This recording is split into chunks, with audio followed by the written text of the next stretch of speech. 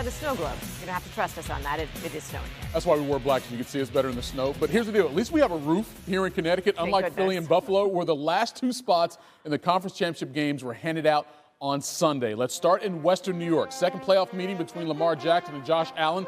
The Bills won their previous matchup against the Ravens 4 years ago.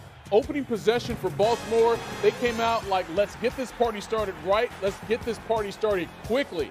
Big gain there from Lamar to Isaiah Likely for 39 yards. And then 3rd and 3, Lamar, Rashad Bateman, and just like that, the Ravens take a 7-0 lead.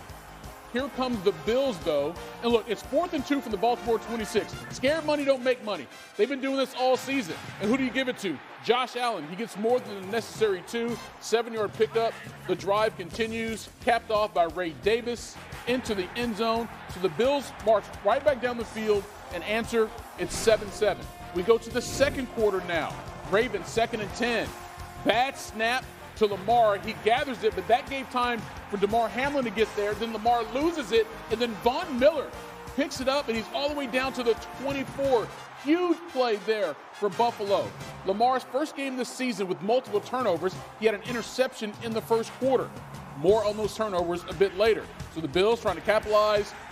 Allen, touchdown, 14-7, Buffalo. Right before the half, about a minute to go, it's 14-10. Bills have a 35 from the Ravens 30, and the pass to Keon Coleman is incomplete, but there's a flag. Why? Because former All-Pro Bills cornerback Tre'Davious White is called for pass interference. That gave the Bills a first down, and what do? They depend on Josh. 21-10 is the Bills' halftime lead. 10-0 this season when leading at the half. Their last loss, 2023 divisional round against the Chiefs. Third quarter's 21-13 now, and the Ravens, well, they recommitted themselves to the run in this quarter. Derrick Henry, 17-yard gain. And then the drive sets him up 1st and goal from the 5. There's Henry. He had 16 carries for 84 yards.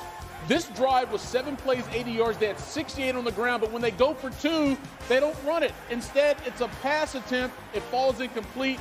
So they stay down 2, 21-19 going to the fourth quarter. Here come the Bills. James Cook.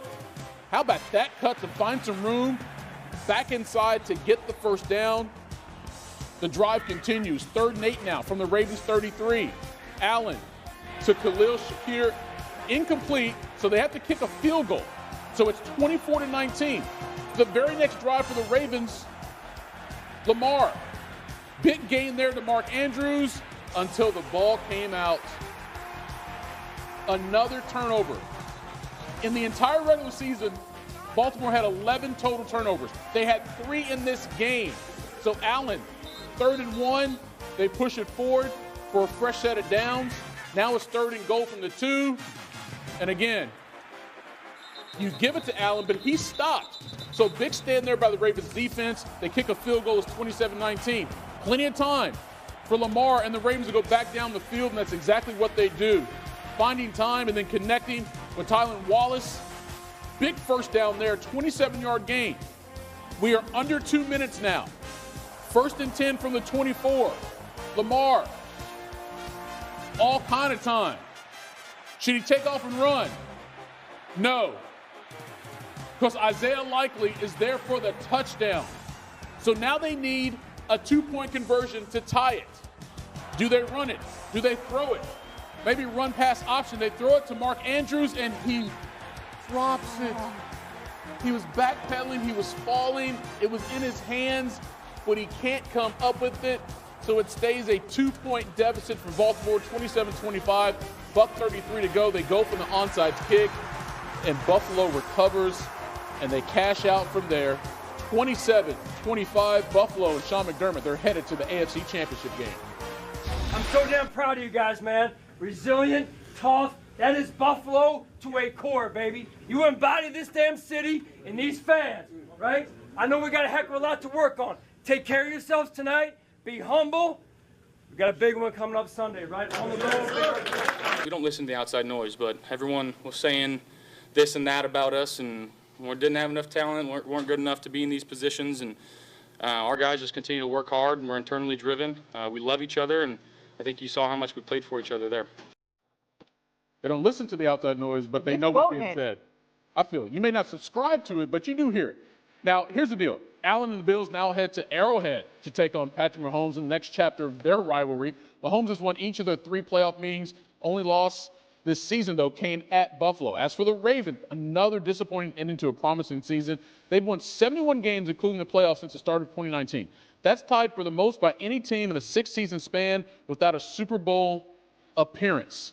But no one feels worse about this loss right now than Mark Andrews. He had the fumble, then he had that drop that could have tied the game late. He's been such a figure for that franchise for so long, but for him in that moment, disappointment to say the least. But again, several miscues in this game for the Ravens. Here's Lamar Jackson. And like I've been saying all season, every time we're in situations like this, turnovers play a factor. Penalties play a factor. Tonight, the turnovers, we can't have that shit, you know? And that's why we lost the game, because as you can see, we're moving the ball wonderfully. It's hold on to the ball. I'm sorry for my language, but this shit annoying. I'm tired of it. There's nobody that has more heart and cares more and fights more than Mark, because we wouldn't be here without Mark Andrews. You know, that's what you say to him. So, you know, it's like anything else. I mean, destiny is a decision that you make, and it's a decision is how you handle, you know, what comes in your life. You know, and Mark will handle it fantastic, like he always does, because he's a high character person. He's a tough person, and he's a good person. So, proud of him, just like I'm proud of all the guys. Tim is here because it's Sunday and we have standing reservations, obviously. Look, the Ravens, they rushed for 299 yards against the Steelers. Buffalo held them to 176 yards on the ground. So how did that Bills defense essentially stifle that ground game?